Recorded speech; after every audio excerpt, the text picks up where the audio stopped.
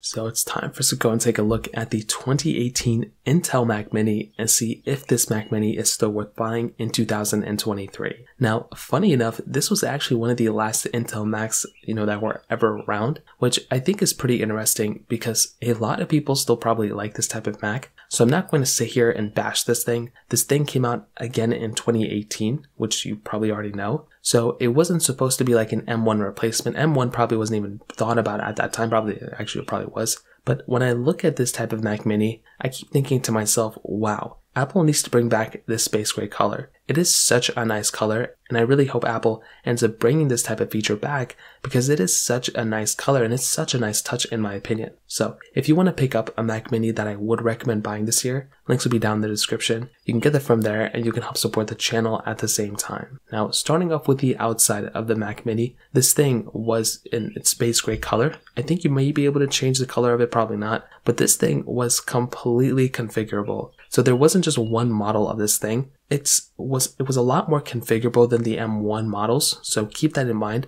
But with the Intel Mac Mini, this thing on the top had that Apple logo, which looked beautiful. I love having that type of Apple logo at the top. You still have it on all their other machines as well, which is beautiful. On the very, very front, you just had a little like LED indicator telling if that Mac was on or off. There wasn't really anything on the sides. But on the back, that's where all of your configurables and your ports were basically placed at. So this is where things start getting very, very interesting. You had 4 Thunderbolt 3 USB-C ports. So that right there is amazing. Having the ability of just expanding your specific Mac with a lot of different dongles or accessories or connecting it to multiple monitors, you had that type of capability on your, Intel Mac Mini. Unfortunately, with something like the M1 Mac Mini, this is where I kind of had an issue with.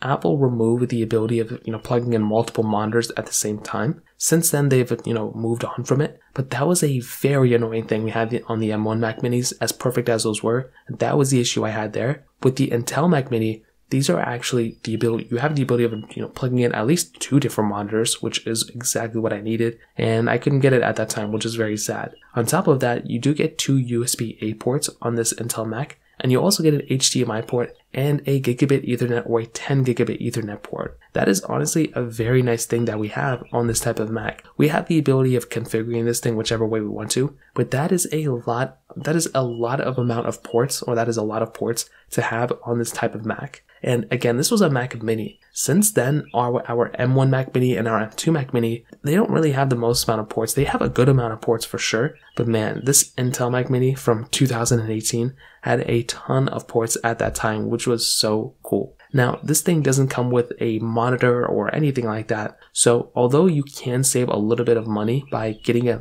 Mac Mini, even like this Intel one, you have to remember that you do have to spend more money on things like a desktop display and or things like a Magic Keyboard or a Magic Mouse or a Magic Trackpad or a Bluetooth mouse, whatever you're going to use. Personally, I prefer the trackpads and the Magic Mouses. So even though you're saving some money by buying this thing, you are spending more money because you have to buy a display and all that stuff. That's why I've always looked at the iMacs as being a pretty decent, addition to, not an addition to a Mac Mini, but a replacement of a Mac Mini in case you wanted to go down that direction. Well, you're already getting the accessories. It's a little bit more expensive, but it's a really nice touch having those types of accessories there. Now with the Intel Mac Mini from 2018, again, this thing was very configurable. So you can go up to 6 cores of your CPU, you can go up to 64 gigabytes of memory, and you can get up to 2 terabytes of storage. So this thing with that amount of power inside of it, that was a really decent machine that you could spec out. Now the iMacs, I think during this time were already more powerful. The MacBooks Pros were probably more powerful too. You could probably spec it out higher than this. But you have to remember this thing at that time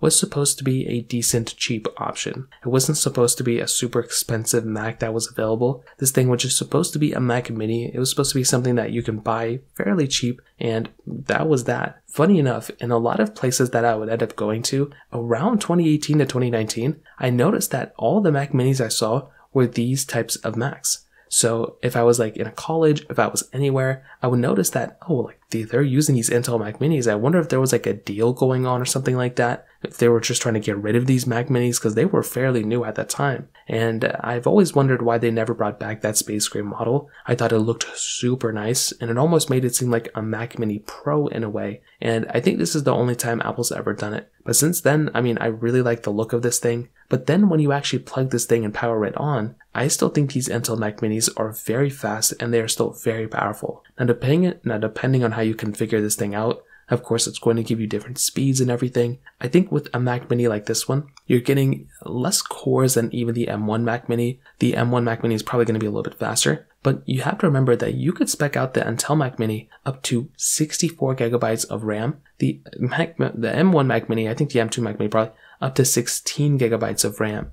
That really isn't a massive amount of RAM to have on your Mac, but with that being said, you have to remember that with a Mac Mini, you are able to go ahead and, for the most part, actually with the M2 Mac Mini, you can spec it out to 32 gigabytes of RAM, which is good, but you have to remember the M1 and M2 Mac Mini are Apple Silicon. They build the software and the hardware, so you don't really need the most amount of RAM or the most amount of power to run it at equivalent speeds as a more spec'd out machine on an Intel chipset. So if you're trying to run a game, if you're trying to do certain things, you could probably get, by with having less RAM and less, cores because it's a more optimized machine. Now, with that being said, a machine like the Intel Mac Mini, you are still getting a very, very good looking machine and you're still getting a pretty fast machine overall. With Intel Macs, I've always noticed they have the tendency of basically, ramping the fans up like crazy, which can be a very annoying thing. That kind of stuff happens to me all the time, and I hate that so much. With my Intel MacBook Pros, even my Intel iMac, I can hear the fan kick on sometimes. My M models never really have that, which is beautiful. But on top of that, a thing like the Intel Mac Mini, this is not only a fairly solid machine, but you can also go ahead, my favorite thing is you can install full-fledged Windows on your machine. Now you can do this via like a virtual machine on your Mac right now in the M1 models, but I loved having that type of capability with the Intel Mac Mini because you were able to go ahead and basically just, boot into Windows and not use a virtualized or emulated version of Windows. You could have the full-fledged Windows experience on your Mac, including any PC games that you wanted to download and install, including anything related to that applications. There's a lot of apps and games that will now work in a virtualized environment. They just have so many errors and issues. But with a Intel Mac Mini, if you install it via Windows Boot Camp, you can actually, install Windows on it, which is so awesome. So there were lots of differences between the M1 Mac Mini and the Intel Mac Mini, and there were lots of reasons, why a lot of people would switch to the, M1 model, but there were lots of reasons why Apple did a good job with the Intel one. The ability of installing Windows Boot Camp and the ability of, having multiple monitors on your Mac, those were some really big things that I didn't really know about until I bought my M1 MacBook Pro. However, I would say in this day and age with the M2 Mac Mini and now since the M1 Pro MacBooks